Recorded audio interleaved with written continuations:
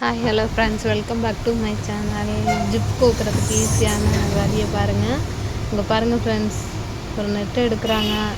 அந்த ஹூக் அதில் வச்சு ஜிப் அதில் வச்சு 2 சைடும் ஜிப்பை உள்ளே விடுறாங்க. எவ்வளோ ஈஸியாக பண்ணுறாங்க பாருங்களேன்.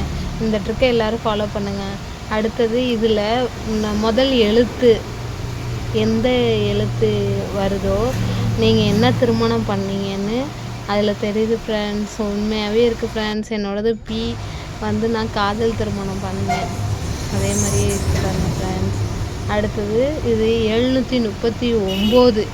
இதில் வந்து ஒரே ஒரு குச்சியை எடுத்து நகர்த்துனா இதை விட பெரிய நம்பர் வரும் ஃப்ரெண்ட்ஸ். அது என்னன்னு நீங்கள் கமெண்ட் பண்ணுங்கள் ஃப்ரெண்ட்ஸ். அடுத்தது பார்க்கலாம்.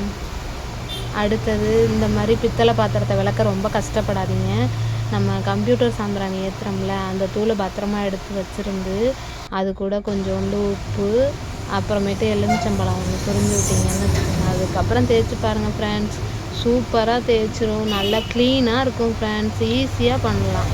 இதை ட்ரை பண்ணி பாருங்கள். அடுத்தது அளவு வளையல் உங்களுக்கு சந்தேகமாக இருக்குன்னா இதை வச்சு ஒரு ஃபோட்டோ எடுத்துக்கோங்க. செல்லை மேலே வச்சு அங்கே வளையல் எடுத்து 10 ரூபா காயின் ஒன்று வச்சு அதே மேலே வச்சு ஜூம் பண்ணி பாருங்களேன். உங்கள் அளவு வளையல் எடுத்து வச்சோம்னா அளவு ஈஸியாக அது ஒரு ஃபோட்டோ எடுத்துக்கலாம் ஃப்ரெண்ட்ஸ். சிரமப்பட அவசியம் இல்லை. அளவு தெரியலன்னா இப்படி ஒரு ட்ரிக்கை ஃபாலோ பண்ணுங்கள் ஃப்ரெண்ட்ஸ்.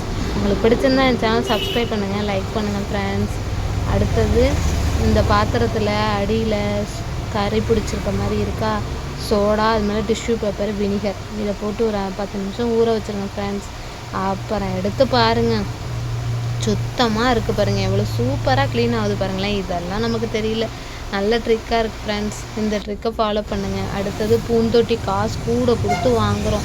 இது கொஞ்சம் ஈஸியான டைப்பாக இருக்குது ஃப்ரெண்ட்ஸ். 2 கிலோ சிமெண்ட் வாங்கி மண் கொஞ்சம் வாங்கினோம்னா, முட்டை தட்டை 4 வச்சோம்னா, அட்டை தட்டை 4 வச்சோம்னா சூப்பராக பூந்தொட்டி ரெடி ஆகிடுச்சு ஃப்ரெண்ட்ஸ். இதில் ஒரு கலர் பெயிண்ட் அடிச்சுக்கிட்டோம்னா நம்ம இஷ்டத்துக்கு நல்லாயிருக்கும் ஃப்ரெண்ட்ஸ். பிடிச்சிருந்தா என் சேனல் சப்ஸ்கிரைப் பண்ணுங்கள் ஃப்ரெண்ட்ஸ்.